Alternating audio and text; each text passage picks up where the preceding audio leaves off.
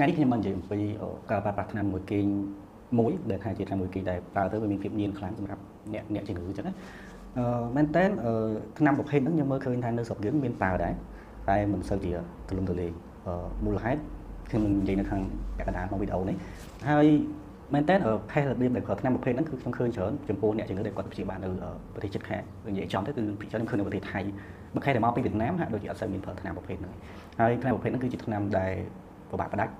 ហើយអាចថាមានភាពគ្រោះថ្នាក់សម្រាប់អ្នកជំងឺបើសិនជាគាត់ប្រើហើយគ្រូពេទ្យអត់បានណែនាំឲ្យច្បាស់លាស់អំពីរបៀបឈប់ត្រឹមត្រូវមែនតើខ្ញុំឃើញច្រើនមែនតើតែម្ដងប៉ុន្តែគ្រាន់ថាយើងមិនអាចយកខេសហ្នឹងយកមកនិយាយទាំងអស់ទេតែគ្រាន់តែខ្ញុំលើកបញ្ហារបស់អ្នកជំងឺម្នាក់ដែលគាត់ទៅព្យាបាលនៅប្រទេសជិតខាងហ្នឹងដំបូងគឺគាត់មានបញ្ហាធ្លាក់ចិត្តថប់អារម្មណ៍អាការរបស់គាត់មានឆាប់ភ័យគាត់គិតច្រើនពិបាកគេងរ៉ាំរ៉ៃអីចឹងគាត់ព្យាបាលនៅព្យាយាមនៅស្រុកយើងពីព្រោះគាត់ជាអ្នកធ្វើការខាង media និងខាងប្រព័ន្ធផ្សព្វផ្សាយគាត់មានតែនៅចិត្តស្និទ្ធជាមួយនឹងគ្រូពេទ្យផ្លូវចិត្តដោយសារគាត់ធ្លាប់ធ្វើវីដេអូកន្លងមកអញ្ចឹងណាតែគាត់ថាគាត់មិនជាដៃគូរបស់ខ្ញុំឬក៏ធ្លាប់ធ្វើវីដេអូជាមួយខ្ញុំគាត់ធ្វើមួយគ្រូពេទ្យផ្សេងបន្តមកទៀតមកគាត់ក៏ព្យាបាលមួយគ្រូពេទ្យដែលគាត់ស្គាល់ហ្នឹងច្រើនអ្នកមែនតើសង្ឃថាមកស្រុកពេញហ្នឹងគឺចង់អស់ពេទ្យហើយតែអត់បានភាពធូរស្រាលគាត់ក៏ឃើញមានការផ្សព្វផ្សាយពីពេទ្យនៅប្រទេសថៃគាត់ក៏ទៅព្យាបាលនៅហ្នឹងដែលឡែកខ្ញុំក៏បានសួរនាំគាត់ពីបទពិសោធន៍នៃការគាត់ព្យាបាលហ្នឹងគាត់ថាមានការសួរនាំប្រហែលដូចនៅយើងដែរតែគាត់ថាថ្នាំដែលប្រើហ្នឹងគឺវាអត់ដូចនៅនេះទេខ្ញុំសួរថាបើអត់ដូចនេះខុសគ្នាបែបណាដែរខ្ញុំក៏សូមថ្នាំគាត់មើលហើយខ្ញុំមើលទៅខ្ញុំមានជំនាញខ្ញុំដាក់បញ្យលមួយអំពីថាតើថ្នាំបែបណាអញ្ចឹងថ្នាំដែលគេឲ្យគឺមានចំនួន4ខ្ញុំមើលមកផ្លែទៅថ្នាំល្អល្អ so good មកជាការពិតអានឹងយើងទៅតែនិយាយហើយត្រូវខុសបែបណាជាមួយយើងមកវិញទាំងអស់គ្នាអញ្ចឹងខ្ញុំដាក់លើ screen យើងមើលយើងនឹងមើលមួយថ្នាំទី1គឺបន្លាហ្វាស៊ីនខ្ញុំដាក់លេខទី1ហ្នឹងទៅសេអសរខ្មែរដាក់ថាថ្នាំសម្រួលអារម្មណ៍ខ្ញុំអត់ដឹងថាអ្នកបកប្រែទៅស្អីឬក៏អ្នកជំងឺទៅស្អីផ្ទាល់ខ្ញុំអត់ដឹងដែរប៉ុន្តែខ្ញុំគិតថាវាមិនខុសទេវ៉ាន់ឡាហ្វាស៊ីនលេខ75មីលីក្រាមគឺកម្រិតមួយដែលត្រឹមត្រូវទេសម្រាប់ជំងឺថប់អារម្មណ៍ជំងឺធ្លាក់ចិត្តគ្រាន់តែថ្នាំវ៉ាន់ឡាហ្វាស៊ីនមិនមែនភិកច្រើនគឺមិនមែនជាជំរើសទី1ក្នុងការយកមកប្រើក្នុងធ្លាក់ចិត្តទេសួរតែប្រើខុសអត់ក៏អត់ខុសដែរគ្រាន់ថាតាមចិត្តគ្រូពេទ្យមួយអ្នកខ្លះគាត់ចាប់ផ្ដើមពីថ្នាំ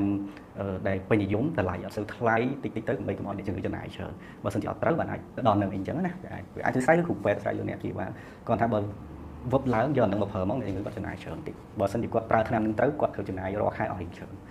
ថ្នាំទី2ឌីសូដូនឬក៏ហៅឈ្មោះវាមួយទៀតគេហៅត្រាសូដូនថ្នាំនេះជាថ្នាំបើយើងដាក់ថាសម្រួលអារម្មណ៍ខ្ញុំមិនគិតថាជាខុសអីទេតែគាត់ថាថ្នាំនេះសមត្ថភាពក្នុងការយកទៅប្រើនៅក្នុងសម្រួលអារម្មណ៍មិនសូវជាប្រកែមែនតើឥឡូវហ្នឹង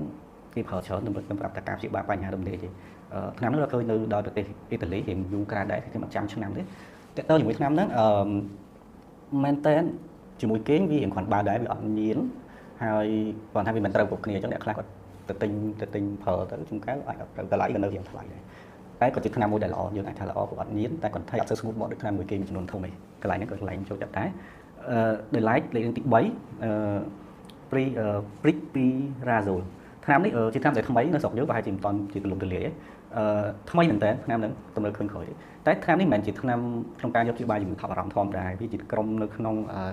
ងថ្នាំវិកលចរកម្រិតសាលសនុកអាចសួរថាពូថ្នាំវិកលចរមិនយកទៅប្រើក្នុងជំងឺថប់អារម្មណ៍គឺយកពូថាអត់ដងច្រើនតែវិកលចរគួរអាចប្រើករណីពិសេសខ្លះអ្នកជំងឺដែលគាត់ព្យាបាលអត់ធូរស្រាលអាចយកមកប្រើបានដែរប៉ុន្តែមិនមែនថាយកមកប្រើនឹងមិនខំធូរទេគាត់តែអាចនឹងយកមកប្រើបានបើសិនជាខេសហ្នឹងគាត់ឧទាហរណ៍គាត់ព្យាបាលដោយថ្នាំសំខាន់ហើយអត់ពូគេអាចយកមកអបតិចតួចអញ្ចឹងក្នុងករណីអញ្ចឹងដែលឡែកកន្លែងនេះគឺជាកន្លែងថ្នាំដែលសំខាន់គឺលេខ4ហ្នឹងគឺ Clonazepam ឈ្មោះ commercial name ជា Vanilla Rivotril ឈ្មោះ MAC ដែលឡែកថ្នាំប្រភេទនេះមែនតើជាថ្នាំដែលមានភាពញៀនខ្លាំងខ្ញុំគាត់ធ្វើវីដេអូម្ដងហើយតែគាត់ថាឃើញលោកតែគ្នាយើងអត់មានខេសជាក់ស្ដែងលោកតែបាក់ចាប់ថ្នាំនេះមួយគ្រាប់ស្មើថ្នាំមួយគេងដែលអាសូតាម5មីលីក្រាមលេខ2ស្មើលេខ5 40មីលីក្រាមអញ្ចឹងស្មើ8គ្រាប់ឃើញតូតតលេហ្នឹងអ្នកនរគ្នាប៉ុន្តែធំហើយក៏ជាថ្នាំដែលខ្លាំងមែនតើមកបញ្ហាបងអ្នកជំងឺដែលគាត់មកជួបខ្ញុំគាត់ពេលដែលគាត់ព្យាបាលអញ្ចឹងទៅគាត់អត់បានទៅតាមការណាត់អីអញ្ចឹងយើងមិនថាមកពីគូពេទ្យទាំងស្រុង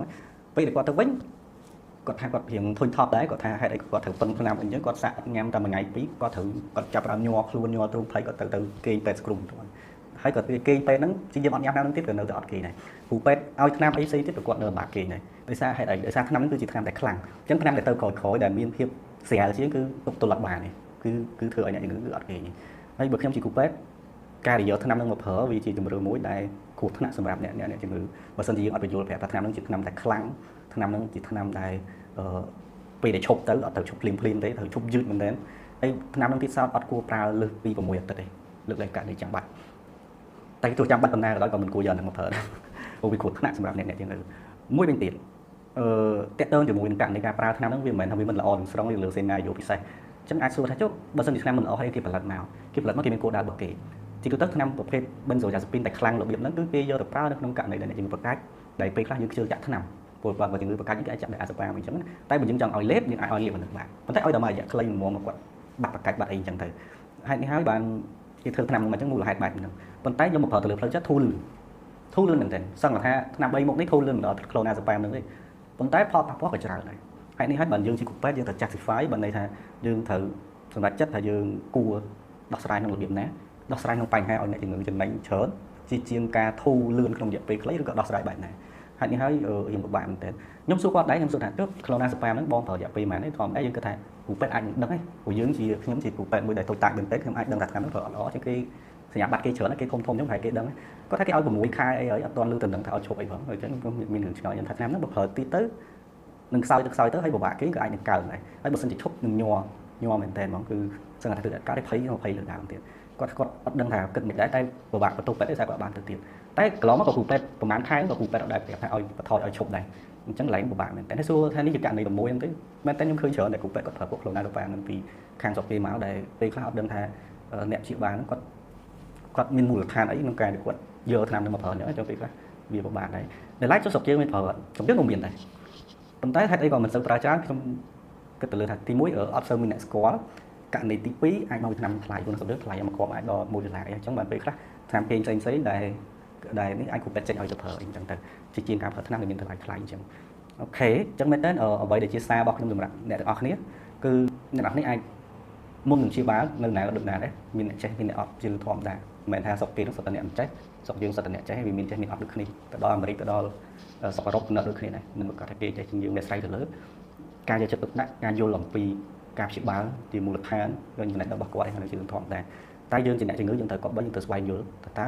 ហេតុផលណាការៈបែបណាជាការៈរបស់យើងហើយយើងត្រូវអាចដឹងខ្លះដែរមិនបាច់ដឹងប្រហែលរូបពេទ្យទេថាថ្នាំណាសុវត្ថិភាពមិនសុវត្ថិភាពយើងអាចសួរគាត់ទៅថែមអញ្ចឹងមែនតើសូមអរគុណចំពោះការតាមដានសូមជម្រាបលាចំពោះការតាមដានរបស់បងប្អូនសូមអរគុណ